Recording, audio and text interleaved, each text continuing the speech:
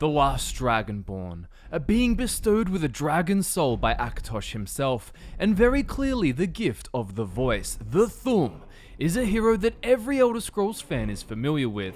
Even people who don't care for Skyrim still recognize this armor-clad figure standing battle-ready in his iconic iron helmet, swords drawn.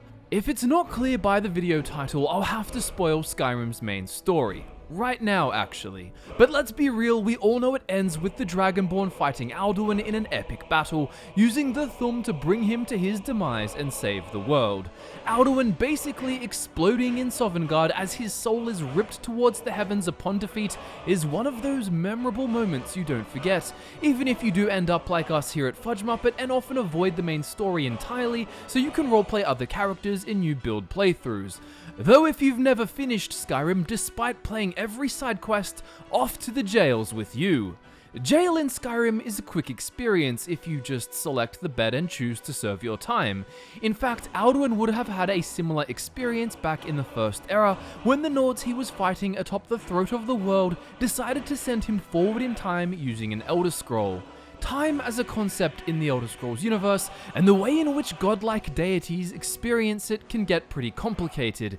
However, Alduin being temporarily banished with an Elder Scroll was likely the death-bringing, world-eating dragon tyrant's equivalent of some brief metaphysical jail time skipped through a loading screen with whatever minor punishments may have been inflicted as a result. Maybe he lost some of his current skill progression earned by slaughtering Nords across Skyrim thousands of years earlier. By the end of it all, Alduin's defeat certainly seems like something to celebrate, but today on Fudge Muppet I'm going to tell you why that may not be the case. There's something many Skyrim players haven't considered about the outcome of Skyrim's main story, something that may completely change the way you see the game. What if all this time, never finishing the main story was not Elder Scrolls blasphemy? What if it was the ultimate galaxy brain decision? Perhaps so. A big thanks to John Faust for inspiring this one by commenting his theory on our recent Elder Scrolls podcast Theories episode. So after Alduin was sent forward in time to the Fourth Era, it wasn't long before he swooped down to Helgen to burn it to shreds and thankfully saved the Dragonborn from the chopping block. But as we said, Alduin's trip through time likely didn't give him much opportunity for reflection. He's the same domineering dragon he was when he got banished during the Age of the Dragon Cult, when Nord heroes saving the day decided that the best they could do was delay the inevitable. And for those of you who remember their Skyrim history, you'd know that Alduin didn't not eat the world back then because he was bested on the throat of the world. He didn't eat the world because he decided to abandon the very purpose he was said to be created for in favor of domination and power. He and his army of dragons ruled over the races of men with an iron claw, until ultimately Paarthurnax helped the Nords rebel and overcome the dragons by teaching them the Thu'um. Instead of ending the world, Alduin had exerted his own free will upon it, choosing to take part in his very own power fantasy playthrough, and yet many Nords still believe he's back to end existence itself, a concept rooted in ancient Nordic mythology. Alduin may be called the World Eater, but he wasn't living up to his Kalpa ending title. It may sound a bit complex if you're unfamiliar with the term, but Kalpa is basically just a word to describe a cycle of the universe, from the beginning of the Dawn Era all the way to its theoretical end. Once the Kalpa ends, a new one begins. This knowledge isn't exactly known to your average citizen of Skyrim, and even if it was, it's not all that comforting, especially as meteors rain down from above alongside the scorching breath of dragons.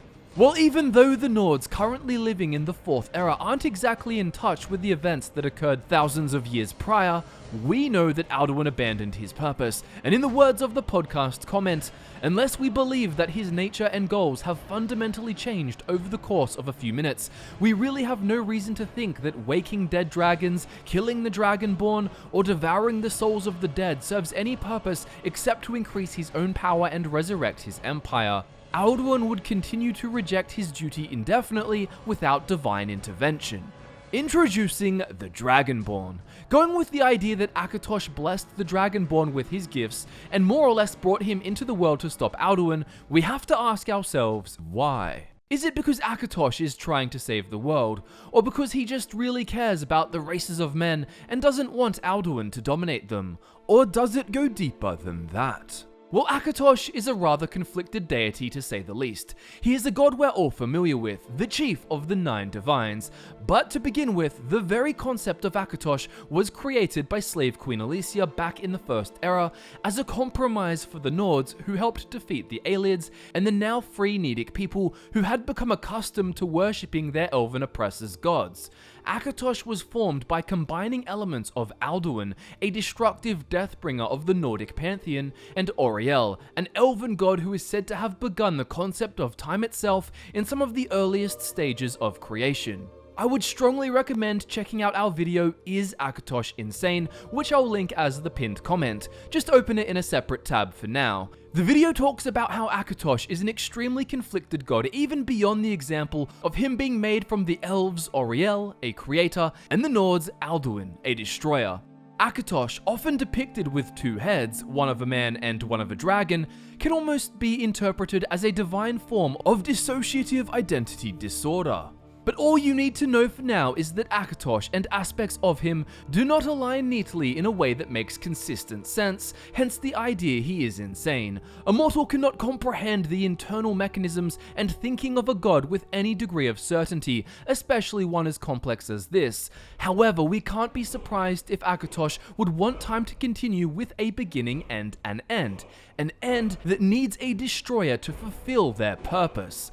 Alduin, who considers himself the firstborn of Akatosh, or as the dragons call him, Bormahu, is this destroyer, and yet he has rejected this duty both in the past and after appearing again in the 4th Era. In the A Blade in the Dark quest, Alduin revives the dragon Saloknir, and they have a quick exchange in their dragon language.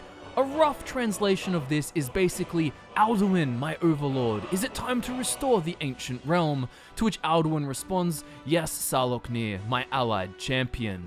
Going back to the comment, Alduin would continue to reject his duty indefinitely without divine intervention, tying in with the fact that Alduin's soul isn't absorbed at the end of the game. It's possible that the true purpose of the last Dragonborn was simply to destroy the corrupted, dominating version so that he can be recreated. We were never sent to prevent or even delay the end of the world. We were sent to make it possible. It's crazy to think, but wilder things have happened on the Elder Scrolls timeline. You've been playing Skyrim thinking that you're saving the world from Alduin, when really, the very prophecy that defines your existence as Dragonborn and all of your powers gifted from Akatosh may simply be there so that you can slay Alduin so that the world can one day be eaten as intended and reborn again. You might simply be a pawn doing the work of a time-obsessed god. Also consider that if you tell Paarthurnax that you like this world and don't want it to end, he says, "Perhaps this world is simply the egg of the next Kalpa? Would you stop the next world from being born?" If you respond, "The next world will have to take care of itself," he says, "A fair answer. Maybe you only balance the forces that work to quicken the end of this world. Even we who ride the currents of time cannot see past time's end. Those who try to hasten the end may delay it. Those who work to delay the end may bring it closer." If instead you tell Paarthurnax that you're not there to debate philosophy with him, he will explain, "There is nothing else but philosophy to Adova. It is no accident that we do battle with our Thu'um, our voices. There is no distinction between debate and combat to a dragon. For us, it is one and the same." The final battle sees both the Dragonborn and Alduin fight each other using the Thu'um. 2 instruments of Akatosh, a god we've previously explained is internally conflicted by his very nature, are physically battling each other in deadly philosophical debate to determine the fate of the world itself. It's almost like a physical manifestation of Akatosh's internal inconsistencies vying for dominance. Talk about indecision. Ultimately, the Dragonborn wins. To some, this may represent Akatosh through the Dragonborn championing mortality over destruction. Others may see this as Akatosh simply having achieved his purpose of destroying Alduin in his current form so that the end of the world can actually happen later on.